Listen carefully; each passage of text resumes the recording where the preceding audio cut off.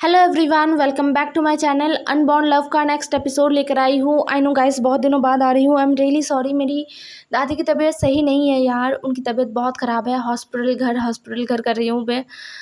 तो मतलब थोड़ा सा टाइम मिला है, इसलिए मैं रिकॉर्डिंग कर रही हूँ।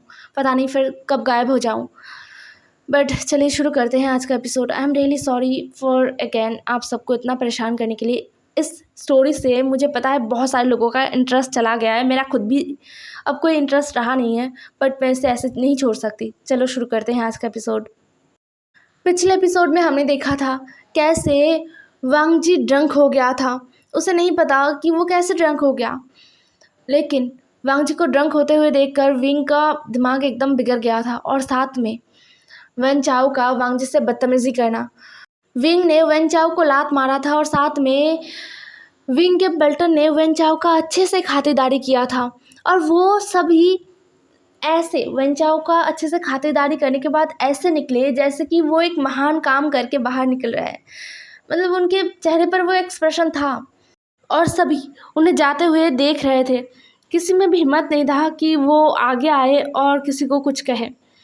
दूसरी तरफ ग्रैंडपा वेन और वेन रूहान बाहर आके वन चाओ का हालत देखकर उनका गुस्सा फूट पड़ा था। लेकिन वो किस पर ही गुस्सा उतारते। विंग और विंग के पल्टन दोनों ही यहाँ से चले गए थे। विंग वांग जी को लेकर सीधा पहले घर पहुँचा था। वांग जी का हालत बिल्कुल भी सही नहीं था।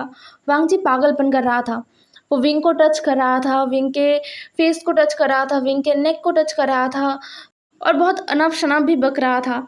बहुत सारी बातें वो कर रहा था। विंग कितना खूबसूरत है, विंग का लिप्स कितना ज़्यादा अच्छा है, कितना सॉफ्ट है, कितना वार्म है, ये सब कुछ वांग जी बक रहा था। और विंग बस खुद को कंट्रोल किए हुए सब कुछ सुन रहा था। फिर जब विंग वांग जी को लेकर घर आया तब तक सब, मतलब सब तो नहीं, कोई भी घर में नहीं था, सारे सर्वेंट्स सो चुके थे तब तक। और डैड मतलब यंग फैमिया और ग्रैंडपा वो दोनों भी सो चुके थे। तो विंग सीधा वांग जी को लेकर बेडरूम में चला गया था और दरवाज़ा बंद कर देता है। वांग जी बेड पर कुछ देर लेटा रहता है और अपने ही मन में कुछ बड़बड़ाता रहता है। विंग कुछ देर वांग जी को देखता है और फिर वांग जी के करीब जाता है। वांग जी के क्लोथ को ढीला करते हुए कहता है, वांग जी तुम दोबारा कभी मेरे परमिशन के बिना ऐसा कुछ नहीं करोगे, ये डेंजरस हो सकता है। वांग जी ने ये सुना और अपना सर हाँ में हिला दिया। वांग जी एक ओबीडिएंट बच्चे की तरह बिहेव कर रहा था, जैसे कि उसे सब कुछ समझ में आ रहा है। लेकिन विंग को पता है कि वांग जी को कुछ भी नहीं समझ आ रहा। जो कुछ भी अभी विंग ने कहा है ना, उसका एक शब्द भी वांग जी को नहीं समझ आया है, जो वांग जी के फेस को देखकर ही समझ में आ रहा था। विंग एक गहरा सा ब्रेथ लेता है और कहता है, तुम अपने आंखों को बंद करके सो जाओ, मैं फ्रेश होके आता हूँ। ये कहते हुए विंग उठता है, लेकिन वो जा नहीं पाता। वांग जी ने विंग का हाथ पकड़ लिया और विंग को अपने पास बिठा लिया और फिर वो उठकर बैठ जाता है। विंग ने कहा, क्या हुआ वांग जी? वांग जी कुछ नहीं कहता, वो एक टक विंग को देखता रहता है। विंग भी वांग जी को देखता है। वांग जी की आंखों में विंग को नशा दिख रहा था, लेकिन अभी विंग नहीं चाहता कि विंग कुछ करे वांग जी के साथ। एक तो वांग जी होश में नहीं है, ऊपर से विंग ने खुद वांग जी से कहा था कि जब तक वांग जी का पढ़ाई कंप्लीट नहीं होता तब तक विंग वांग जी के करीब नहीं आएगा। मतलब उस तरीके से इन्वॉल्व नहीं होगा जैसे एक ओमेगा और अल्फ़ा इन्वॉल्व होते हैं, एक हस्बैंड वाइफ इन्वॉल्व होते हैं। तो ये भी एक वजह है कि विंग वांग जी के इस नशीली आंखों को अवॉइड करने की कोशिश कर रहा था, लेकिन वांग जी कहाँ विंग को ये करने देने वाला था। वांग जी ने जैसे देखा कि विंग उससे नजरें नहीं मिला रहा, वांग जी को गुस्सा आ गया। उसने अपना मुंह फुला लिया और सीधा वो विंग के गोद में जाके बैठ जाता है। फिर वो धीरे से विंग के फेस को सहलाते हुए कहता है, विंग क्या हुआ, तुम मेरी तरफ क्यों नहीं देख रहे? विंग अपनी नज़रों को इधर उधर करते हुए कहता है, वांग जी तुम होश में नहीं हो, चलो सो जाओ, सोने के बाद तुम्हें अच्छा फील होगा, चलो आओ। लेकिन वांग जी नहीं सोने वाला था। वांग जी ने बच्चों की तरह जिद करते हुए कहा, मुझे नहीं सोना, मुझे बिल्कुल नहीं सोना, मुझे नींद नहीं आ रहा है। विंग मुझे ये बताओ, तुम इतने हैंडसम क्यों हो? क्यों तुम इतने हैंडसम हो? विंग वांग जी के बातों को सुन रहा था, उसे हंसी आ रहा था, लेकिन वो कोई जवाब नहीं दे रहा था। वो चुपचाप वांग जी के कहे गए शब्दों को सुन रहा था। जैसे ही विंग ने कोई जवाब नहीं दिया ना, वैसे ही वांग जी ने फिर से अपना मुंह फुला लिया और कहा, तुम मेरे सवालों का जवाब क्यों नहीं दे रहे हो? तुम बहुत हैंडसम हो, तुम्हें पता है ये मुझे ये बहुत पसंद है। और लिप्स तुम्हारे ये बहुत सॉफ्ट है। जब तुम मुझे किस करते हो ना तो मुझे ऐसा फील होता है कि मैं इन्हें इन्हें काट जाऊँ। ये कहते हुए वांग जी बस विंग के लिप्स पर टूट पड़ा और विंग के लिप्स को वो किस नहीं कर रहा था, काट रहा था। विंग जो आग कर उठा क्योंकि उसे दर्द हुआ, वो बिल्कुल भी तैयार नहीं था इसके लिए। वांग जी जो अच्छे से विंग के लिप्स को एक बार सक करता है एकदम ज़ोर से और फिर दोबारा बाइट करता है। विंग के मुंह से एक बार फिर सिसक निकल जाता है। फिर वांग जी विंग से अलग होता है। विंग का लिप्स सूज गया था और बहुत ज़्यादा रेड हो गया था। वांग जी विंग के लिप्स को टच करते हुए कहता है, विंग देखो ना ये कितने प्यारे लग रहे हैं, तुम इतने अडोरेबल कैसे हो। तुम्हें पता है मैं तुमसे बहुत प्यार करता हूँ, बहुत ज़्यादा। मैं तुम्हारा ओमेगा हूँ ना, इसलिए शायद मैं तुमसे इतना प्यार करता हूँ कि तुम भी मुझसे इतना प्यार करते हो। मैंने नोवेल में पढ़ा था कि जब अल्फाज को ओमेगास मिल जाते हैं तब वो ओमेगास को प्यार नहीं करते। जब तक ओमेगास अल्फाज को नहीं मिलते तब तक अल्फाज ओमेगास के पीछे पीछे दौड़ते हैं, लेकिन जब एक बार मिल जाता है तब अल्फाज ओमेगास को अच्छे से नहीं ट्रीट करते। वो बस फॉर ग्रांटेड रख देते हैं कि हाँ है, रहेगा, कहाँ जाएगा, ऐसे। तुम भी मुझे वैसे करोगे क्या विंग। वांग जी इतना इनोसेंटली ये सब बातें बोल रहा था ना कि विंग को प्यार आ गया। विंग ने वांग जी के फेस को सहलाते हुए बोला, वांग जी ऐसे बातें करना बंद करो और अपने दिमाग से ये सारे फालतू ख्याल भी हटा दो, क्योंकि मैं जब तक ज़िंदा रहूँगा तब तक तुम्हारा रहूँगा और मैं कभी तुम्हें अवॉइड नहीं कर सकता, क्योंकि तुम मेरी पहली रिस्पॉन्सिबिलिटी हो। और सबसे इम्पॉर्टेंट बात, मैं तुमसे बहुत प्यार करता हूँ वांग जी, बहुत ज़्यादा। तुम सोच भी नहीं सकते मैं कितना ज़्यादा प्यार करता हूँ तुमसे। तुम जब पैदा भी नहीं हुए थे तब से मैं तुमसे प्यार करता हूँ। तब से मैं सबको ये दावा करते आया हूँ कि तुम मेरे हो और मैं तुम्हें हमेशा प्रोटेक्ट करूँगा। तो बताओ मैं तुम्हें कैसे अवॉइड कर सकता हूँ। विंग के बातों को वांग जी ने अच्छे से सुना और उसके चेहरे पर एक बड़ा सा स्माइल आ गया। उसने कहा, क्या सच में तुम मुझे बहुत दिनों से जानते हो, है ना। विंग ने अपना सिर हाँ में हिला दिया। फिर वांग जी विंग के गले लग जाता है और कहता है, तो फिर क्या तुम मेरे मॉम को भी जानते हो, क्या तुम मेरे डैड को भी जानते हो। विंग चुप हो गया। वो क्या कहेगा उसे समझ नहीं आ रहा था। वांग जी फिर से पूछता है, बताओ ना विंग, क्या तुम जानते हो उन्हें। विंग ने अपनी आंखों को बंद किया और कहा, मैं उन्हें जानता हूँ, अच्छे से जानता हूँ।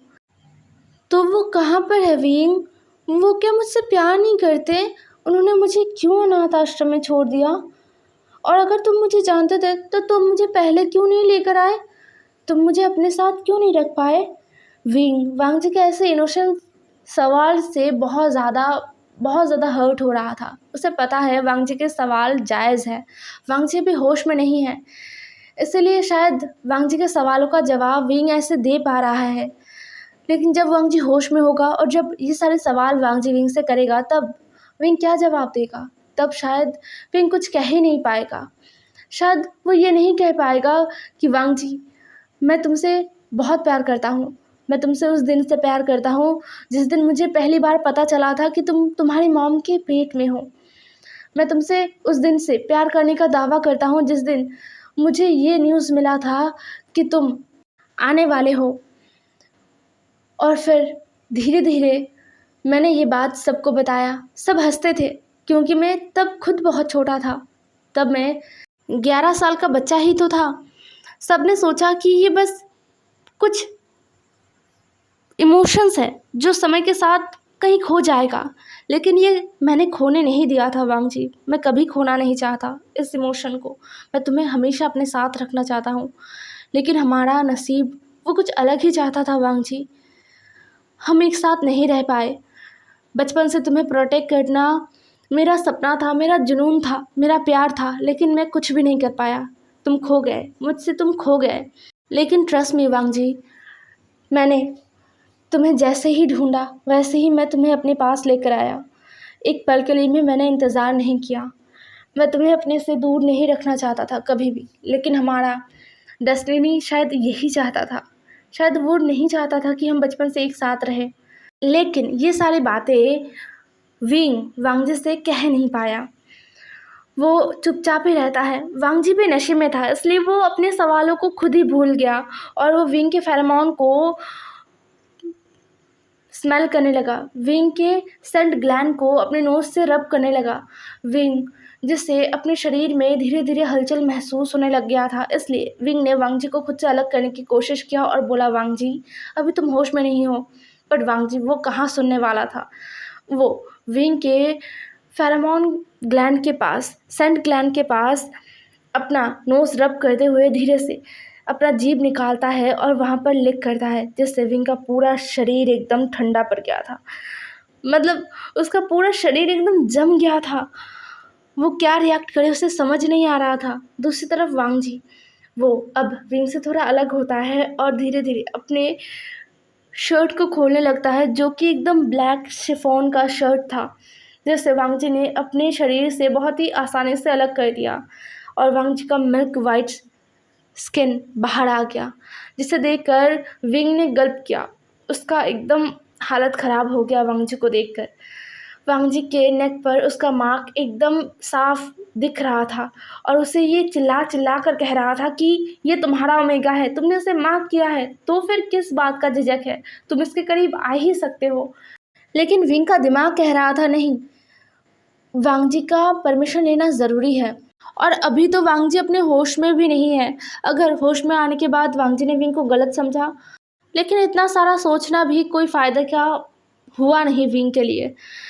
विंग का दिमाग हार ही गया विंग के दिल के पास और वांग जी के ऐसे विंग को अपने पास खींचने के तरीके से विंग का दिमाग हार गया और विंग वांग जी को ऊपर एकदम झपट पड़ा। वो वांग जी के पूरे बॉडी को अपने सलाइवा से भरने लगा था, वांग जी के पूरे बॉडी को किस कर रहा था, सक कर रहा था और वांग जी मौन कर रहा था। उससे बहुत अच्छा लग रहा था।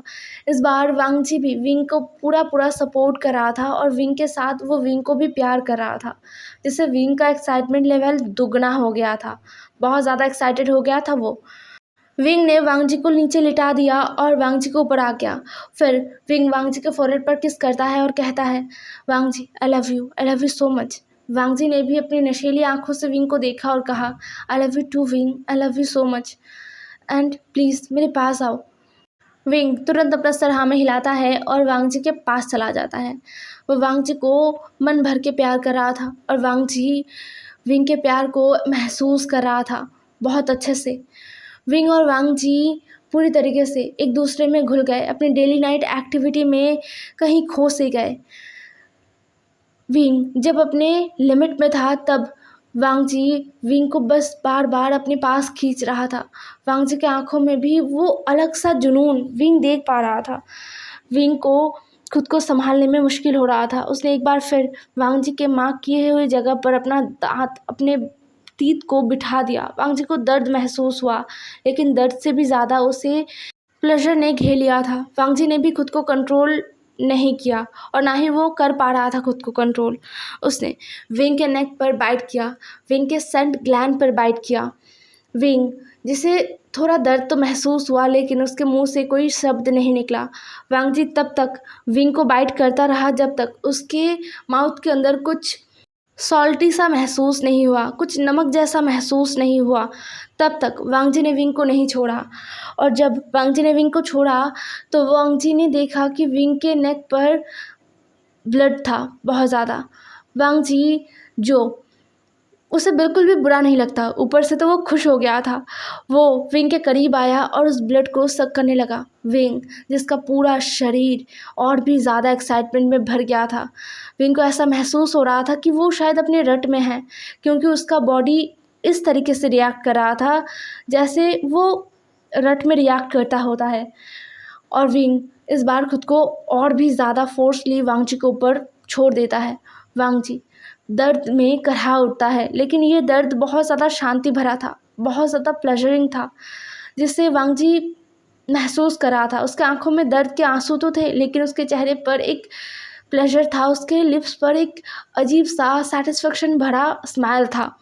ऐसे ही वांग जी और विंग का फुल नाइट गुजरता है और फिर सुबह के वक्त वांग जी और विंग सोते हैं। विंग तो वांग जी के ऊपर ही सो गया था और वांग जी उसे कोई भी होश नहीं था, कुछ भी नहीं था। उसका पूरा बॉडी दर्द से एकदम बहुत बुरा हाल था। उसके बॉडी में जगह जगह पर खरोच का निशान था और बाइट मार्क्स थे। विंग के बॉडी में भी सेम था। वो दोनों एक दूसरे से लिपट के सो रहे थे। आज उन दोनों को ही शायद पूरा दिन लग जाएगा बेड से उठने में। शायद वो आज पूरा दिन ही सोने वाले हैं। लेकिन उन दोनों को डिस्टर्ब करने कोई भी नहीं आया, क्योंकि विंग और वांगजी का रूम साउंड प्रूफ नहीं था और पूरा का पूरा लोटस विला ये जान चुका था कि यहाँ पर हो क्या रहा था।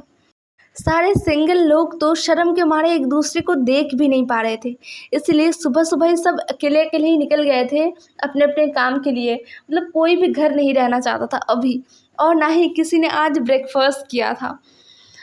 ग्रैंडपा जो बहुत ज़्यादा खुश थे और उनके चेहरे पर बहुत बड़ा सा स्माइल था, और जियांग फैमिया वो थोड़े एम्बेरस थे, क्योंकि ऑब्वियसली विंग उनका बेटा था, तो वो एम्बेरस थे। इसलिए वो अपनी एम्बेरसिंग को छुपाने के लिए सुबह सुबह ही ऑफिस के लिए निकल गए थे। हालांकि वो अभी ऑफिस उतना जाते नहीं थे, बहुत इंपॉर्टेंट कुछ होता था तभी वो ऑफिस जाया करते थे, वरना विंग खुद ही संभाल लेता था। और अब जियांग चंग भी है, बट आज सुबह सुबह ही कुछ इम्पॉर्टेंट ना होते हुए भी जियांग फैमिया ऑफिस के लिए दौड़ पड़े थे। अभी फ़िलहाल पूरे लोटस विला में सर्वेंट्स थे जो एक दूसरे से फिसफिसाकर बातें कर रहे थे और हंस रहे थे, और ग्रैंडपा जो अपने ही मन में कुछ गाने वाने सुन रहे थे और अपना टाइम पास कर रहे थे, और कोई भी नहीं था। जिंगी जो इतना बेशर्म है वो भी नहीं रुक पाया था, वो कॉलेज चला गया था। हे एवरीवन, आज का एपिसोड यहीं पर ख़त्म होता है। नेक्स्ट एपिसोड में मिलते हैं। ज़रूर बताना आज का एपिसोड कैसा लगा। Bye bye.